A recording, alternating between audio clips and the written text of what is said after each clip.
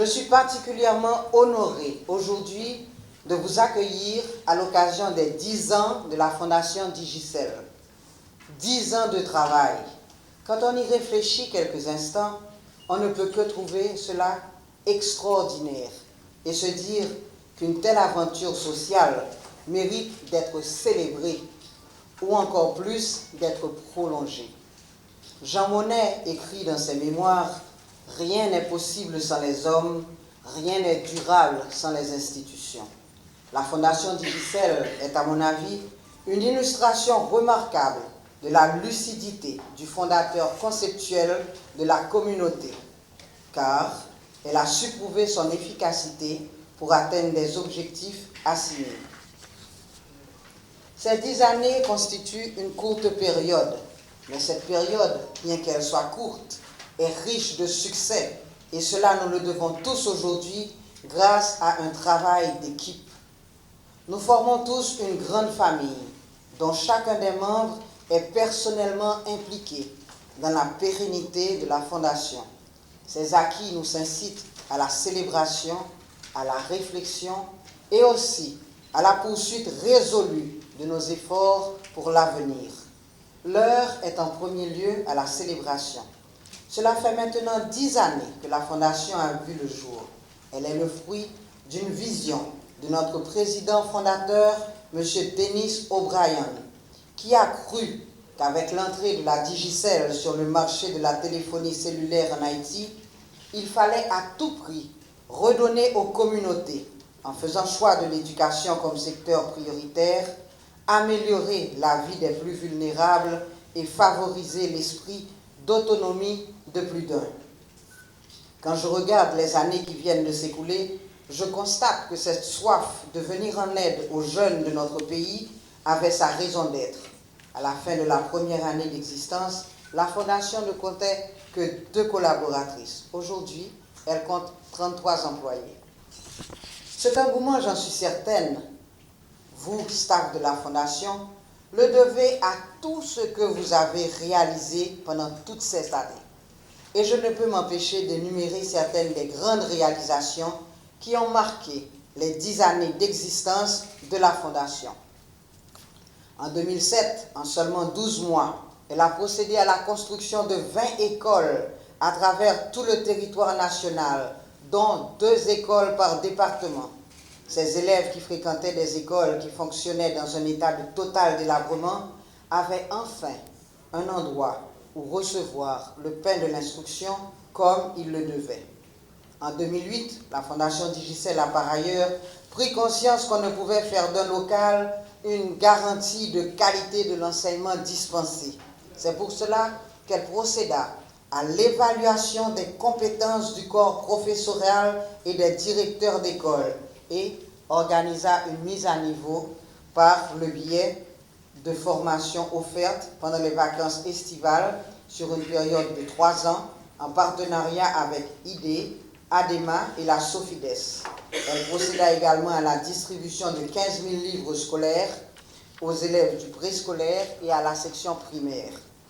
Au cours de cette même période, jusqu'à 2009-2010, elle entreprit d'autres initiatives avec des partenaires tels que Trees for Life pour son programme de reboisement dans les écoles, dont 6 000 arbres dans les 10 départements, l'OMS pour le programme de vaccination contre la diphtérie et la tuberculose et l'implémentation de la cantine scolaire avec le Catholic Relief Service et le programme alimentaire mondial PAM, le PNCS et M. David Bobet qui, de l'Irlande, nous envoyait des ustensiles de cuisine. En 2010, tout de suite après le tremblement de terre, la Fondation Digicel intensifia son programme de construction d'écoles, dont 130 nouvelles écoles, jusqu'au mois de novembre 2014. En 2015, elle sélectionna 25 projets d'écoles qui doivent être achevés d'ici septembre 2017. Que je prends la parole devant vous aujourd'hui pour souhaiter à la Fondation Digicel un joyeux anniversaire. 14 mars 2007, 14 mars 2017, déjà 10 ans au service d'Haïti, au service de la vie, au service de l'éducation. 171 écoles construites par la Fondation Digicel pour éradiquer l'analphabétisme, la délinquance juvénile, l'exode rural. Mais quelle prouesse, quelle apothéose! Je pense que le peuple haïtien doit une fière chandelle à la Fondation Digicel pour avoir fait œuvre qui vaille dans le pays. S'il est vrai que le travail ennoblit l'homme, l'éducation entre l'homme de la société et favorise le développement des peuples.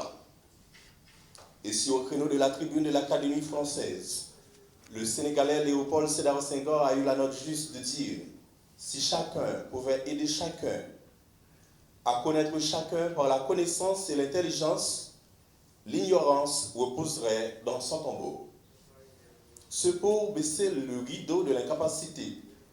Pour causant et au nom de cette vérité, la Fondation Digicel n'a pas parcouru tout le pays. Elle a bien compris que la voie du développement d'Haïti est celle de l'éducation.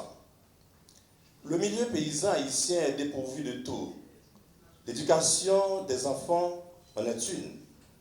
Voilà pourquoi la Fondation s'est livrée à bras le corps dans cette cause pour donner aux enfants pauvres d'Haïti et des milieux défavorisés un regain d'espérance. On a aussi compris, pour parodier Giovanni Galli, qu'il ne peut pas y avoir de paix dans le futur de l'humanité s'il n'y a pas de paix dans l'esprit des enfants. Aujourd'hui, je suis là pour fêter avec vous ces 10 années d'existence. Je représente l'école Notre-Dame du Perpétuel Secours, située à Durissi, 12e section des Faux de Petit Goave. Il n'est pas de mon intention de faire les panégyriques de la Fondation Digicel pour ses prouesses, ses réalisations, mais je veux bien tout simplement vous faire une idée de tout ce que la Fondation Digicel a réalisé à Durissi, une section rurale de Petit Goave. C'est le nom de tout Simon qui dans la communauté ça. Moi, je veux dire merci à la Fondation Digicel. Moi, c'est un monde qui travaille en pile dans la question d'éducation depuis le fait fin ordonner paix. Travaille dans l'éducation surtout dans une zone qui est défavorisée. Côté il y a un pile de monde qui n'a pas de chance à l'école. Je dis à parler dans l'école Notre-Dame du Perpétuel Secours, pour certains qui ont un pile dans le monde qui n'a pas accès à la communication, qui n'a pas gagné sens la vie, parce que ta vie n'est en condition qui n'est pas vraiment trop humaine. Moi, certains y a content aujourd'hui. Qui Jean Fondation Digicel et des communautés ça? Moi, je vais faire un petit secret de moi-même personnellement. Moi, c'est un monde qui est sorti dans une famille qui a 6 petites. Et moi, c'est le seul monde qui a une chance à l'école. Et tout l'autre n'a pas de chance à l'école. Tout l'autre petite parents ont été à travailler la tête. Mais là, je viens faire toute classe secondaire. Moi, commence à comprendre que faut que même tout, ils étaient qu'on lit à écrit. Ça fait déjà plusieurs années que nous avons collaboré avec Digicel. Quitte c'est au niveau de la société civile, au niveau de l'État. On a été secrétaire d'État de 2011 à 2016. On va dire que nous avons une collaboration vraiment fructueuse avec Digicel. Et de manière régulière, nous avons rencontré, nous avons discuté sur différentes initiatives que nous avons prendre en faveur du monde handicapé. Nous connaissons qui est très vulnérable, qui vit dans une situation extrêmement difficile dans le pays. Mais grâce à la Fondation Digicel et d'autres partenaires que nous avons réussi à identifier et collaborer avec eux pendant un mois d'année, un peu de bagaille est capable de réussir à réaliser. Par exemple, avec Digicel, Et un programme vraiment qui est à cœur, son initiative pour créer des opportunités économiques pour les handicapés. Mais nous sommes allés dans le plateau central, particulièrement Las Carobas, côté nous mettons un programme à gérer, activité génératrice de revenus, pour une trentaine de personnes handicapées qui vraiment vivent dans l'extrême pauvreté, qui vivent dans une situation extrêmement difficile, qui vivent en marge de société. Ce n'est pas de monde pratiquement dans la communauté qui est gagnant. Ce n'est pas de monde dans la communauté vraiment que vous avez toute valeur. Mais avec le programme ça que nous avons réussi à mettre sur pied, non seulement regard dans la société, dans la communauté côté de la vie, vient évoluer de manière positive, mais les gens handicapés, ça a confiance en tête de tout. Nous avons une formation, apprendre à gérer le commerce, nous avons moyens économiques permettant de réaliser des activités génératrices de revenus, par exemple, comme c'est dans le milieu rural, qui a décidé de faire élevage, il y a l'autre qui a décidé de faire petit commerce. Donc, une initiative vraiment qui permet de gagner autonomie, gagner indépendance, permettre de vraiment prendre destin en main. Donc, nous vraiment remercier Gisèle pour l'accompagnement que il décidé d'offrir différentes communautés dans le pays. Je remercie tout pour la collaboration que nous avons avec, particulièrement pendant que j'étais secrétaire d'État de 2011 à 2016. Ça te permet que vraiment nous lancer une initiative positive en faveur des handicapés. Et ça te permet que un changement de regard de la société. Mon histoire avec HELP a commencé en 2009. Ma tête était alors bourrée de questions. Où est-ce que je vais étudier? Qu'est-ce que je vais étudier? Où est-ce que je vais habiter à Port-au-Prince? Qui va me payer mes études? Aujourd'hui, je suis devant vous. Et je suis non seulement une ingénieure, mais aussi la cofondatrice d'une association d'étudiants qui travaille pour promouvoir le travail volontaire auprès des étudiants de toutes les universités haïtiennes et faciliter leur transition sur le marché du travail. C'est ce genre de travail transformatif que la Fondation Digicel supporte depuis maintenant 8 ans.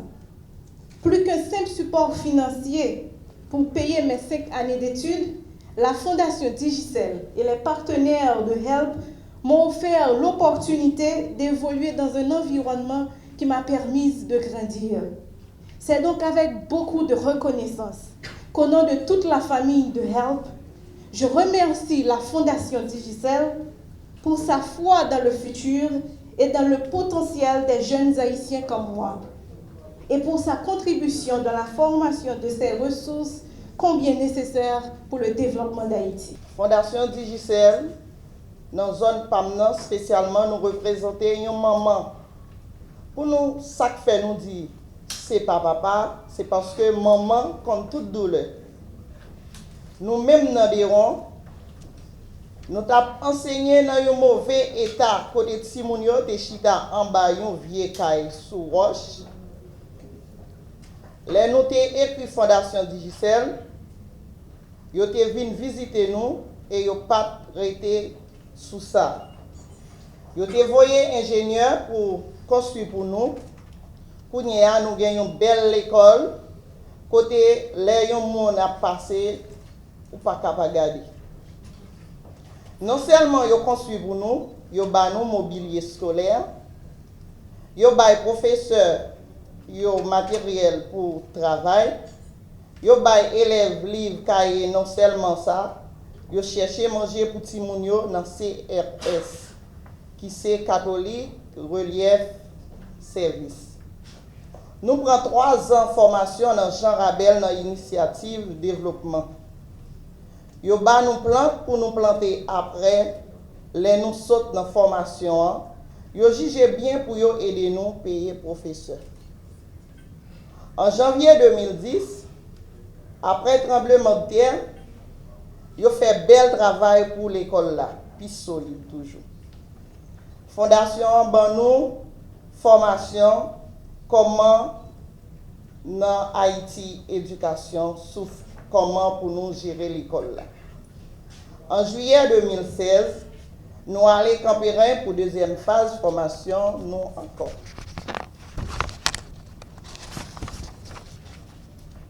Comme dit nous, Fondation Digicel, c'est une famille parce qu'elle fait tous 10 départements rencontrés ensemble pour yon contre l'autre et pour nous apprendre à vivre ensemble. À la fin mois octobre 2017 là, après que l'ouragan Mathieu te fin passé, les ça à tort tout le monde dans la zone vient que si c'est pas pour Fondation Digicel, nous pas exister. Parce que nous avons plus que 400 personnes dans l'abri provisoire dans l'école. Fondation pas tant 8 jours pour faire intervention, pour te porter rad, de l'eau potable, manger, produits, première nécessité. Yo acteur pour la communauté. Rapide, vite, ça te permet que tu retournes à l'école. Ça qui fait moi la communauté a plus content. Toute l'autre école dans le département est écrasée, mais c'est l'école Fondation Digicel qui a réussi à camper en bas au ouragan Mathieu. Jeudi, c'est une journée très spéciale pour nous. Nous avons célébré 10 ans. Moi, songez, là, nous sommes Tomaso et nous avons inauguré la première école. Je ne sais pas jamais que jour ça, nous avons privé, ouais, que nous avons bâti presque 175 écoles. Et femmes jouent son fierté pour moi et son fierté pour Fondation Digicel et pour compagnie. Mais on connaît, compagnie, nous investi plus que 60 millions de dollars dans 4 programmes. Nous pas traité dans la construction de l'école seulement. Nous avons formation professeur et directeur, nous avons projet communautaire et nous avons engagement tout employé Digicel. Et je dis, nous sommes très contents pour dire que nous sommes la plus grosse fondation privée de entreprises en Haïti. Mais comme je dis, c'est fait, nous ne pouvons pas camper là. Nous son belle bagaille. Et c'est pour là que moi là pour nous parler de combat pour changement. Ouais, nous là, nous avons combat pour changement. Tout le monde a demandé ça combat pour changement. Et mais son campagne, côté Fondation Digicel, a investi dans 10 organisations. Il y a pas chaque organisation 10 000 dollars dans 10 départements du pays d'Haïti. Comment la campagne ça va marcher? Eh bien, campagne ça, nous avons une application qui est disponible dans le site Fondation Digicel, qui c'est www.fondationdigicelhaiti.org et l'application est disponible dans tout réseau magasin Digicel. Et c'est pour qui ça campagne là est. Campagne là organisée pour organisations qui c'est des organisations yo pas là pour faire comme mais yo là pour faire bien pour la communauté. Organisation ça yo qui ont projet dans la communauté yo qui est intéressé participer dans le programme ça qu'a rempli formulaire de demande et puis voyez pièces qui requis yo. Toute information ça yo disponible dans magasin yo et sur site Fondation Digicel. Mais là, on a parlé de projet. Qui qualité de projet on a parlé? On a parlé de projet qui gagne pour affaires éducation, affaires culture, accès. Là, on parle de accès, c'est accès à l'eau, style et projet ça. Et puis tout, inclusion. Nous connaissons que Fondation Digicel toujours voulait que c'est tout Haïtiens qui participent. Et puis, nous voulons que c'est également projet qui sous prévention catastrophe naturelle. Et puis, toute qualité de projet qui a fait du bien pour la communauté. Nous. So, comment ça marcher? Il faut que nous recevions des manières d'ici le 16 juin. Tout le monde qui voit demande à recevoir une correspondance pour dire nous recevons la demande. Nous allons voir à travers les demandes. Et puis, dans le mois de juillet, là, nous finissons de regarder tout. Nous avons écrit tout le monde encore pour dire mais qui organisation qui passait dans le deuxième tour. Organisation qui passait dans le deuxième tour, là, nous allons faire visite souterraine. Nous allons visiter l'organisation, nous allons plus comprendre le travail que vous avez envie de faire. Visite ça a fait pendant le mois d'août, mois d'octobre et mois de novembre.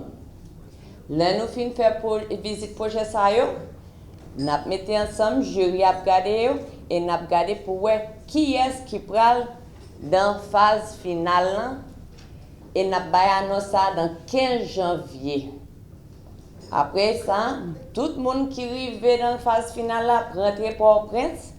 Il y a 20 organisations qui rentrent dans la phase ça et il y a une présentation by jury combit pour changement. Pendant que Port-au-Prince, nous avons tout profité pour nous faire une formation de gouvernance pour organisation à but non lucratif. Et en mars, nous allons un gros finale pour que toutes 20 organisations viennent et nous allons faire une cérémonie de clôture pour nous annoncer 10 gagnants. D'accord? Et c'est ça, projet, combien pour changement. J'aime dire, nous pas voulu, après 10 ans, nous devons lancer une grosse campagne et nous espérer que nous avons des projets qui sont vraiment intéressants, mais qui pourraient changer la communauté YouTube.